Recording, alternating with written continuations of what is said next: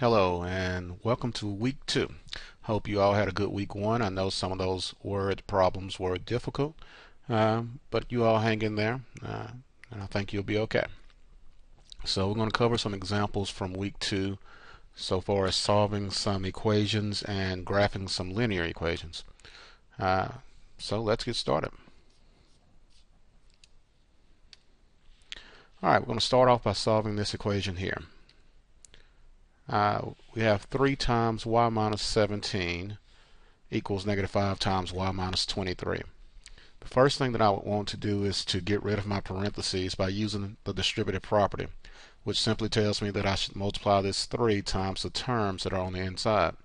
So 3 times y would give me 3y, and 3 times negative 17 would give me a negative 51. Come over to the right hand side and do the same thing.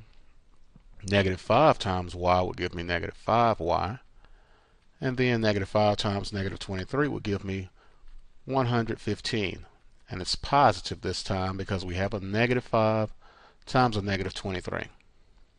Now once we get rid of those parentheses, in a problem like this I would want to go ahead and get my y variables combined, my like terms here combined. So to move this negative 5y from my right hand side of my equal sign to the left hand side, I have to kind of balance this out. And since it's a negative 5y, I'm going to add 5y here to remove it, to balance it out, because negative 5y plus 5y would make 0. Now whatever I do over here on the right hand side of the equal sign, I have to come over here to the left hand side of the equal sign and do the exact same thing. So I have to add 5y over here to these other y's, and that will give me 8y minus 51 equals 115. Now I'm going to do the same thing. I want to remove this 51 because my total objective is to isolate the variable, to get the variable all by itself. So I'm going to move this 51 because it doesn't have any y's with it. Move it to the other side of the equal sign by adding 51. So now on my left hand side I have 8y, and then I'm going to add these two together to give me 166. Now I have 8 times y. To undo 8 times y, all I simply have to do is to divide by 8. Or some of you may multiply by 1/8, which is okay.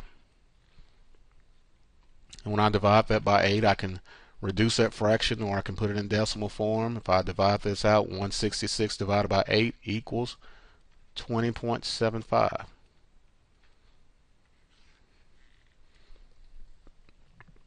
And you're done. So get rid of the parentheses using distributive property, and then your total goal is to isolate the variable. Get your variables together on one side, numbers without variables on the other side, and then solve the equation. Okay, let's look at this one. This one's interesting. It has some fractions in it. We'll start off with x divided by 3 minus 5/8 equals 3/5 times the sum of x and 11/4. I'm going to go ahead and get rid of my parentheses first. So I'm going to use distributive property over here on my right hand side, and that's going to give me 3/5 x, and then 3/5 times 11/4. You just multiply 3 times 11 to give you 33, and then 5 times 4 to give you 20. Now after I do that, I don't want to work with all of these fractions in here. So I'm going to eliminate my fractions by multiplying by the common denominator of all of my fractions. So 3, 8, 5, and 20. The least common multiple, or the common denominator of all of those fractions, is 120. That's the first number that all of those denominators will go into, 120. So what I can do, I can multiply both sides of my equation by 120. And what that'll do, if I multiply 120 times x over 3, then 3 will go into 120 40 times. So I'll be left with 40x for this number, this term. 8 will go into 120 15 times. So I'll be left with 15 times 5, because the 8 will cancel into that. 15 times 5, which is 75. 5 will go into 120 24 times. So I'll be left with 3 times 24, which will give me 72x. And then 20 will go into 120. That's right, 6 times. So I'll have 6 times 33, which will give me 198. Now that sets up my equation to very similar to the one we just solved. Get our x's together. So I'm going to subtract my 72 x from each side, which will give me a negative 32x minus 75 equals 198. Get this 75 moved over by adding.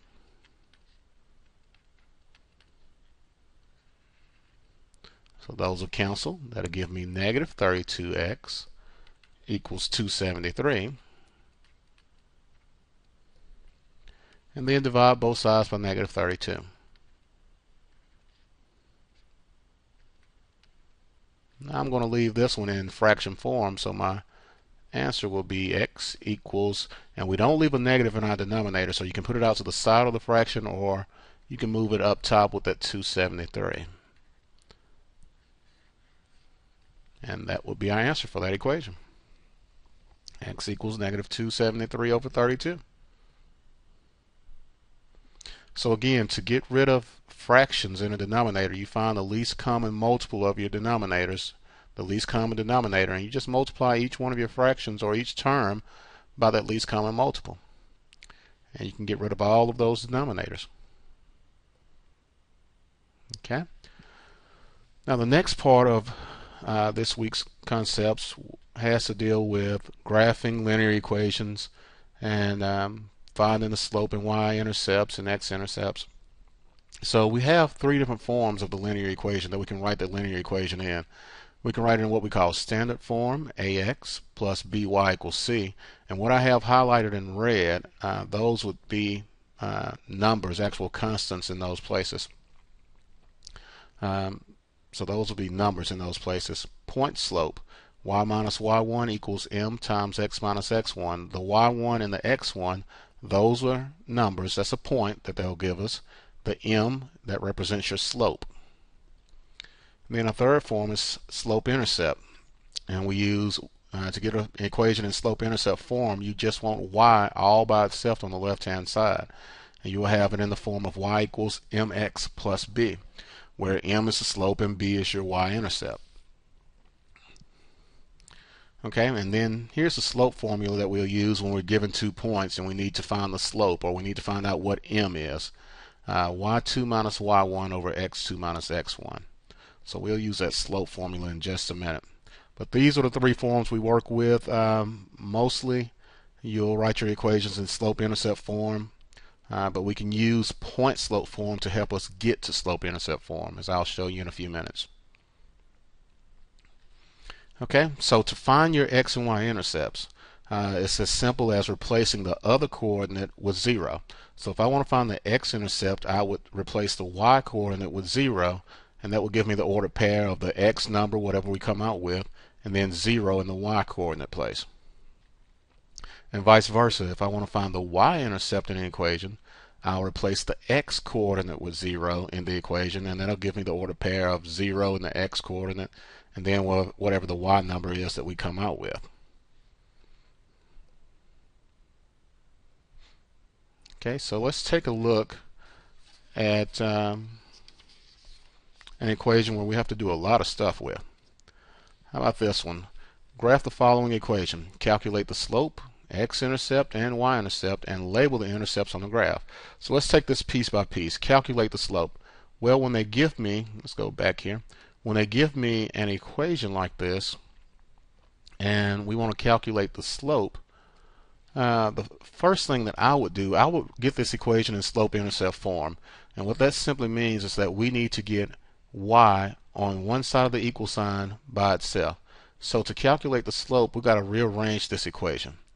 We have negative x minus y equals negative 2. And make sure you understand that this is understood to be negative 1x and negative 1y. Let's put those there to help us out. So to get y by itself, the first thing I need to do is move my x. And since it's a negative 1x, to move it over, I'm going to use the addition property and add 1x to both sides. So that'll leave me with negative 1y equals 1x, or positive 1x, minus 2. And we're almost there, but in slope-intercept form, we want this just to be y. So since I have negative 1 times y, I have to undo that by dividing everything by negative 1. And negative 1 divided by negative 1 is just 1, so that's why that works. So I have y equals negative 1 over 1 x plus 2, because a negative over negative is positive. So y equals negative 1x plus 2. So when I have it in this form, now I can identify my slope, because my slope is always a number in front of x when I have it in my slope-intercept form. So my answer to this first part would be that my slope would be negative 1. And if we're looking at graphing it, we'll say negative 1 over 1. And that's also called m. Now we can also pull out the y-intercept from this, and I'm going to show you how to do the y-intercept both ways. But if I wanted to pull out the y-intercept from what I have now, I could simply say that my y-intercept is the number out here by itself, which is 2. Okay, now I told you that one way that you can find your x and y intercepts would be to replace the other variable with 0. So if I wanted to find my x-intercept, and I have, you can use the original equation or this one here, it doesn't matter. And I use my original equation up here where I have negative x minus y equals negative 2. To find my x-intercept, I would have to replace y with 0. So I will end up with negative x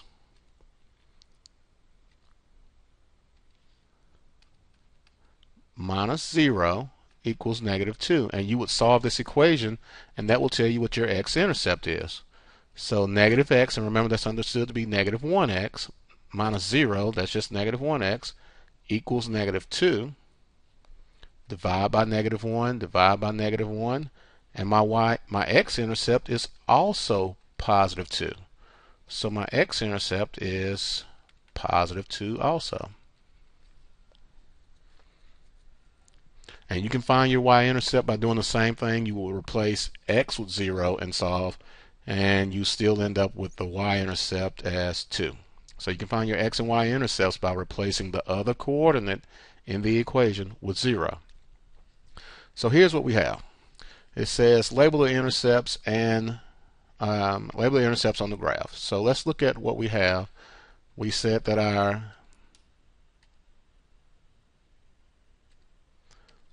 x-intercept was 2, and it's actually the coordinate, it's the ordered pair of 2, 0, x, y. This is in the xy form. And then our y-intercept was 2. So that would be the coordinates of 0, 2, x, y. So let's plot that on this graph and see what kind of line it makes. 2, 0. Start at the origin, go 2 on the x-axis, and then the y is 0, so we don't go left or right. So we put a point there, 2, 0. 0, 2. Start back at the origin. The 0 first tells us we don't go left or right on the x-axis. The 2 tells us to go up. So here's our y-intercept here, and here's our x-intercept right here. And if I wanted to graph the line, then I could simply just connect the dots and draw a line straight through that. But be sure to label your intercepts for your assignment. So my y-intercept is here where it crosses the y-axis. X-intercept is here where it crosses the x-axis. And you may want to actually write those coordinates there so everything will be clear.